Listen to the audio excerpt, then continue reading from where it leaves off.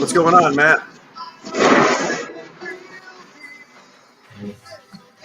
Matt, can you hear me?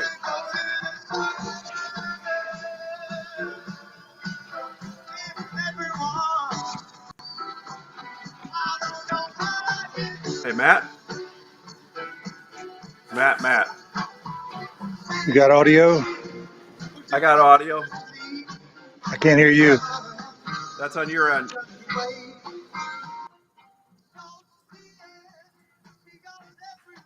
I can hear you. Here we go. How's that? Good. I just turned my volume up. Yeah, I hear music in the background coming through, probably.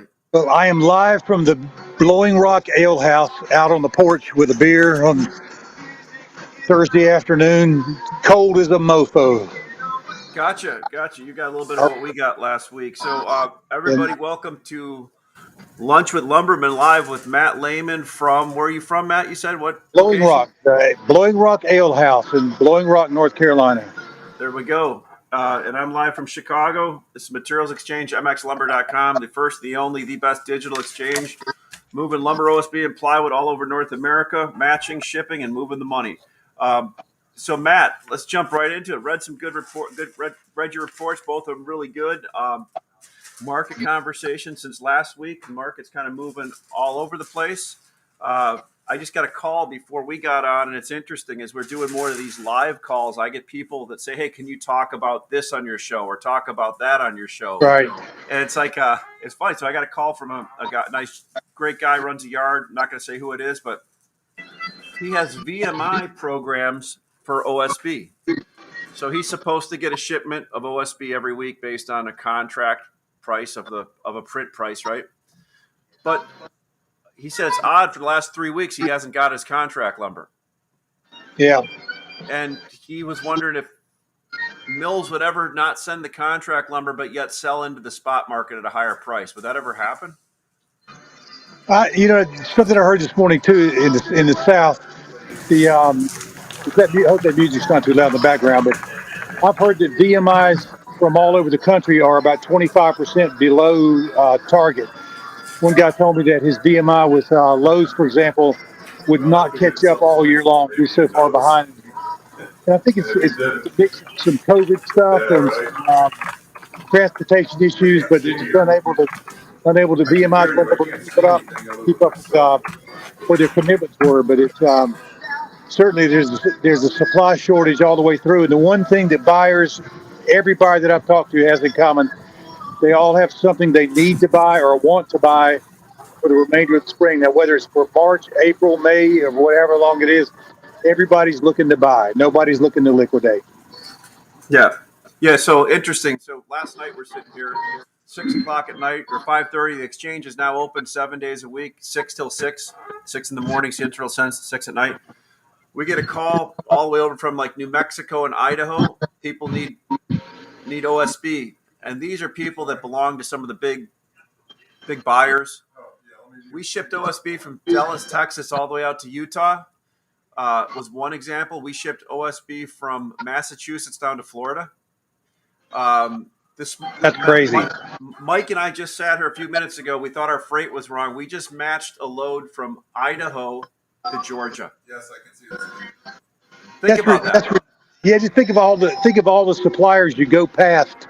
It's insane. All the mills you go past to get from that origin to destination. There is a big disconnect with what's going on in the bricks and mortar call around OSB contract spot market, because we're filling in the gaps everywhere. We did like 25 loads of OSB yesterday. Not one mill sold on it. It was all distributors, retail yards, and other facilities moving OSB, filling in from one point to another. That's what everybody's been looking at the futures market lately, saying, how in the world can futures be down $300? And you talk about a disconnect, Ash. That's something you really can't even look at futures and say that's got anything to do with the lumber market. Right. It's just so it's like a whole different exchange source of supply or whatever. But it's just, I encourage you guys that are watching the futures market, and then you get on the phone and try to find lumber. I was just talking to the guy a minute ago. It's a truss manufacturer in North Carolina, and he said, I didn't buy much. I bought 7 loads from 4 different mills. I said, if you had to buy 20, what would happen? He said, no way. I couldn't even quote it because I couldn't get 7 trucks from one mill for 3 week shipment, and that included some of the large mills like Canfor and Westlaser and some of the big guys in the South. But they couldn't even quote 7 truckloads, and the prices are getting a little sloppy, and that's got something to do with the January chaos that we talked about. Just the sloppy spell where people are dropping off of the market to just watch it and look and see what's happening. Mills show a little short wood, a little extra wood because the order files aren't legitimately 4 weeks out.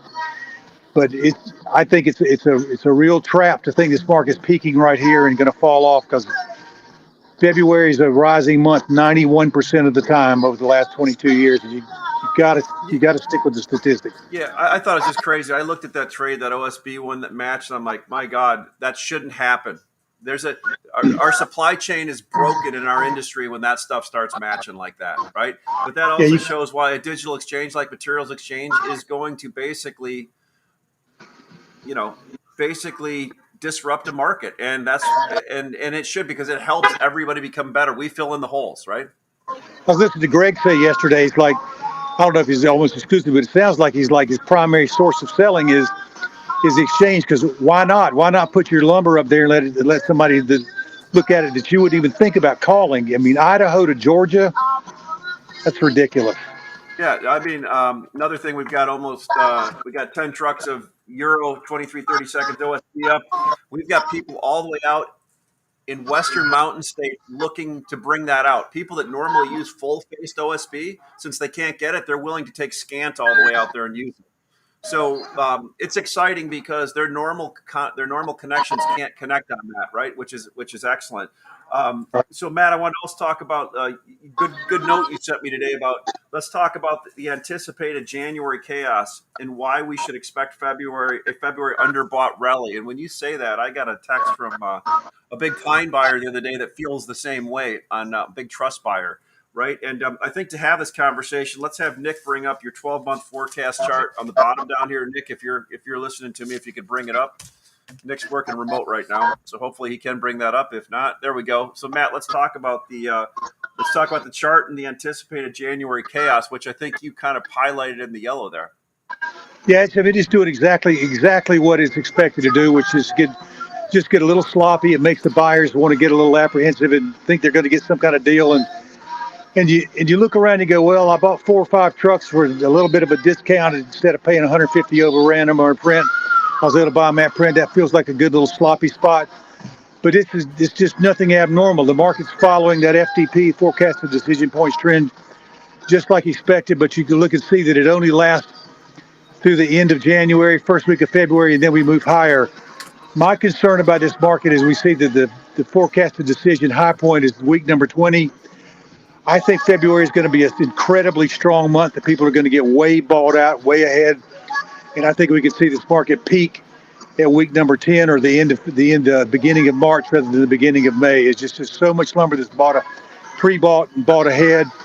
All the wood that's in warehouses. Everybody says, you hear conversations about warehouses and reloads being stuffed to the gills. That's lumber that's bought for April and May.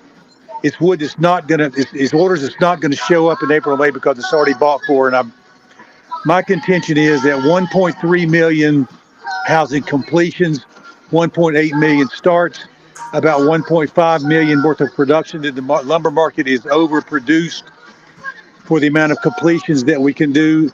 It's underproduced for the amount of starts and permits that we're trying to do, but you can't do 1.8 million completions. So we're buying and planning for 1.8. We're only going to do 1.3. So I think the market is overbought and overproduced. Yeah, agreed. You just brought up a good point. Where is the lumber at right now, right? So you talk to people down at Reloads. Reloads have a lot of wood in them, Texas, some other places. Everybody's got it. Everybody's got lumber. Yeah, but a lot of distributors have a lot of their bought cars sold, right? Yeah, everybody's got lumber, but all that lumber's sold, which is, if you think about it, then where's the next buy coming from? The next buy's got to come from a builder who says, I'll take some April and March wood, because everybody's bought for and committed for their February, March orders. The only thing that's hanging out there is like, what's everybody going to do now for April and May? Can you buy April and May wood? It's just wood that you're going to have to buy and sit on, and incredibly risky. And I just tell people all the time, do not buy 6-week shipment. It's just too far out of reach. I'd rather see you take a chance on being a little bit out of wood and have to buy some spot market wood than 6-week wood. The mills are quoting 6 weeks with 3 weeks or 4 weeks with 3 weeks worth of late time built in. No cancellation clauses. That's just a suicide trip. Wouldn't touch it. You know what, Matt? That almost was choreographed to "My Guitar Gently Weeps" in the background while you said that. I almost I know. cried. I hear. It's like, are you talking about 6 weeks? That's awesome. So another thing that I noticed on the exchange this week, and we had the most logins every week for the last 3 weeks, which means Ryan, Nick, Mike, Doge, everybody, Bob, we're doing our job to get new people, but people are starting to really look for other ways to buy wood because one thing I heard is some of the DCs don't have enough wood in some places for their salespeople to sell, right? So wood's at certain places and not at others. You mentioned last week that there was a big mill that sold. What was that whole thing in the mill last week that you were talking about? 500 cars. Yeah. They've been suppliers. I mean, the contract yard has been begging for multiple hundreds of carloads since the beginning of the year, and all of a sudden last week, one mill sold to, and it wasn't to a big contractor yard. It was to multiple medium-sized contractor yards, home centers. It was spread out all over the place. They sold 500 cars, but nobody got 100 cars. Everybody got 25, 50, that kind of thing. It didn't satisfy the need, and it just happened to be. And the number I think was over $1,200, and the numbers today are still the same prices, even though these futures fall $300 in a week. The cash market's not falling with it. It's intimidated by the futures market, but it's certainly not. There's no abundance of supply out there, and there's still the builders aren't backing off. There's been no price rejection anywhere. This is just this January chaos. It's just an uncertain time when people are just laying back, getting sloppy. Every day they don't buy, that just means they're more and more underbought for February. And I think we got a really good shot of seeing $2,000 2x4s in February by the end of February. Let's flip over to the Southern Yellow Pine chart while I talk about it. So we've got a lot of people now, like a lot of distributors getting on listing Southern Yellow Pine locations because some of the Southern Pine mills that don't want to get on, they're like, heck, we'll do it for them right on the exchange. No problem. But all of a sudden today I see a whole bunch more pine up. Last week I saw it mostly 2x6 and 2x10 showing up. 2x4 still out there, still high price, but I guess the mills are going to some of their select people first, looking to move it. But what do you hear on 4-inch, Matt? You're the expert on pine a lot. What's your feedback? Well, here's the thing: lump it all together. When you say a lot of Southern pine, you see 4 or 5 trucks offered by one mill, and another mill's got. These things are still 2 and 3 weeks shipping. I'm talking before when there was 0 up, right, for like 3 weeks. Yeah, there's 0 up, but now all of a sudden they're showing 3, 4, 5, 6 trucks. Nobody's showing 20 trucks, but it's still through 2 to 3 weeks shipment. It's just mills seeing that soft spot in their order file where they sold 4 weeks out and 50% of production. So naturally, a little bit. I mean, wood's got to show. It's just not going to be invisible forever. So they get caught up a little bit. You show a bunch, but I challenge anybody to go out there and tell me one mill offering them 20 truckloads of something. I'd be surprised to see that happen anywhere. Yeah, it's always tough though. Mills, when a market does, I'm not saying anything's rolling over because you never know. It's a future sell-off first, but there's a rule that futures leads cash. Mills are usually the last ones to get bearish, right? Because they hold on to that belief and they've got an order file for a long time, right? So we'll see if something else happens. Judy Johnson, thank you. Anybody else using the app? So far, so good. Great to have it on my phone. We rolled out the. I just saw a message, Ash, that Hal Bumby had made a comment, and I couldn't see what it was. Could you see what it was? Which one are you talking about? Hal Bumby from Maine Wood Treaters said something about us. Made a comment about Meg. Was that on YouTube or on LinkedIn? Let me see if I can see it here. I don't see it on. It might have just been. It might have been a message to me, like a private message to me, so I didn't see it. But I got you. So we just launched our app. The other thing, make sure you sign up on our LinkedIn site and our YouTube site. You can click below if there's a link on that and hit it so you can get these every week.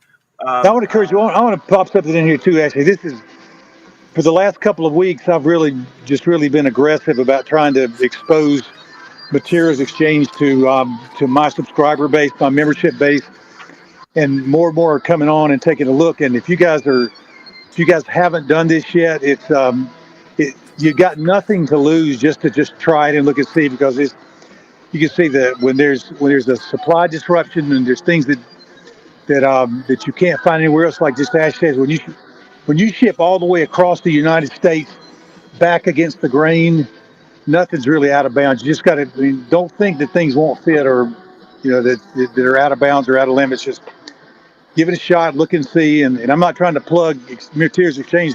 I'm trying to help you guys find another source of supply when things are tough. Look at Matt. I was talking to a pretty big investor today, and he was asking us our value proposition and all that. And when I explained to him a load of OSB going like that, I explained it to him. You could see his eyes light up, because this guy has built 7 markets. He's retired now, an old ex-CEO, and he's like, okay. He goes, I get it now. You're basically taking a product and driving past all kinds of places that have that product, and in the current method of buying and selling, never see that. He goes, you're on the right track. It's exactly what you should be doing. And he goes, that means that you're on the way. So that was good to hear. But yeah, Matt, you've been a big supporter of ours and pushing us along. Let's bring up the OSB chart real quick. I'm not going to show everything Matt has, because I do want you to sign up for the Layman's Lumber Guide. And Matt, real quick, how do they sign up for your lumber guide again, since there's a lot of new users on here? LAYMAN'S.com, and you got to take a 2-month free trial to make sure you like it. It's just, yeah. I want to make you money before I ask for your money. So it's real easy. Just LAYMAN'S.com. Click any link and you'll find an opportunity to get a 2-month free trial, and no strings attached. I'm not going to wear you out with emails, but it's like the whole purpose of this session today that Ash and I do every week, and other guys, is we just want to really try to inform you and help you. It's not like this market's gotten so tough that you don't want to. We're trying not to keep our information secret and hoard it. We just really want to be helpful to everybody, and I'm not trying to step on the toes of my membership or the people who are active in the exchange, but it's just something everybody should be aware of. And yeah, a little Led Zeppelin in the background. If you see, I think I'm going to stick with the music in the future. well, we would like to put in a request. Bill Jazeer, do you see value in buying lumber for 6 weeks, 8 weeks out or later if discounted? I guess my answer to that is, how much of a discount, Bill? Right? I mean, because why is it discounted? But I get what you're asking. I guess the question is, how big of a discount? Because I guess the place to start is CME futures plus or minus the discount of the historical two-year average of that product, right? So I don't know. It depends. I guess right now in this kind of market with uncertainty, there's all kinds of good deals to be had at certain places, but there's all kinds of willing buyers to buy it too. This is probably a wholesale dream right now for people in this market. Does that make sense? Yeah, the difficulty about this whole market right now is not being able to source the lumber; it's being able to get the lumber. If you notice, on my second page of today's report, we talked about the Freedom Convoy that's going on up in. Yeah, man, I saw a picture. That's like 50,000 truckers, right, in Canada. It's 50,000 trucks, and it's supposed to be, by the time they get through, 150,000 vehicles. And it's just, when you look at the pictures, you see pickup trucks and campers and all kinds of crap. But there's apparently, I heard yesterday that it's like my transportation editor Jerica Harris is kind of on top of it. She says the social media is really kind of blowing things out of proportion, but there's legitimately thousands, hundreds of thousands of people on the side of the road in Canada cheering the truckers on, and the convoy is supposed to be 150,000 people on January the 29th, arriving in Ottawa, looking for the reversal of the mandate. But there's a political message behind it that they want more than that. They're really looking for Justin Trudeau to resign. So it's gotten, there's a big political component, but it's getting sympathetic support from vaccinated drivers, unvaccinated drivers, U.S. drivers. I heard a convoy left South Carolina of 20,000 vehicles headed towards Ottawa to participate. So it's going to be a big showdown to see what happens. But the bottom line is, for us in the lumber business, is you can expect over the next week or so to have a truck shortage of trucks that need to go back and forth across the Canadian border. It's just not Are going to they happen. hauling full or empty up there out of Georgia? I wonder. I don't know. Gotcha. I would imagine if you're paying for fuel, you're probably going to haul empty. Somebody just put 900 volume on the CME today. Judy, exactly. The convoy, small percentage of truckers in the convoy, not even an event here in British Columbia. What constitutes that number? 900 volume in CME today. What constitutes that number? Well, if you look and see what happened to price, it went for like a $75 range from right on the opening. So it was up a little in the beginning. It sold off to almost limit down, and back up again. It's just all over. I think, Judy, the answer is a lot of people just wanting to get out, but 900 volume is absurd. We've been looking at, like yesterday, day before, you're thinking about 137, 150 volume. But when you're locked limit, you just can't get out. So we probably found the first day in 6 days of trading, the market hasn't locked limit at near the open, and it's just an opportunity for people to get out, whether they're long, short, or whatever. But probably I would imagine there's a lot of people buying the futures market at this $300 discount to cash, or $200 Hey, discount to cash. one of the things too is everybody has to remember that the CME contract becomes less and less important every year when there's less production of that product and more production of other species, right? The fact that open interest isn't at 5,000, kind of, if you think about 1,900 open interest, that's a drop in the bucket of what the annual production is. So relative to other commodities that trade, it's a tiny contract. Except I don't know what the And even last year, we had open interest of 5,000, and now we're down to 2,000. It's just people say, like, well, go buy your future needs off the futures market in May and July contracts. Where you look at that and you see 10 open interest, you can't cover that stuff. That's just it's kind of a good idea in theory, but it doesn't happen. 20 people trade it and 3,000 people talk about it. Yeah. Yeah. So look at great conversation today, Matt. Any final thoughts before we close it out, going up against our half an hour here? I just think you just don't get sucked into thinking this market's over. It's not. There's just the builders still have a lot to do. They still have a lot to buy, and if they're willing to buy out for March and April and May, they're going to do that. But I still believe that buying that far out is robbing from the future, and we're going to peak early. Yeah, well, good idea. I don't know. When I see the amount of volume going through the platform right now through mxlumber.com and the paths it's taking, I realize that there's a scramble out there for certain items into certain places. Some have a lot, some don't have enough, but it's filling the hole in the sand like at the beach, right? Does that make sense? It's finding its level. So Matt, look at again, great. Layman's Lumber Guide, Matt Layman, glad to have you this week. Looking forward to next week. And thank you, everybody, for taking your time out of the day to noon to listen to us guys chat about lumber and our ideas. We'll look forward to you next week. Come to mxlumber.com. I noticed my face is frozen, like I have a surprised look on my face, but that's it looks good, man. You're good. All right, everybody. Everybody have a great day. See you guys. Thanks.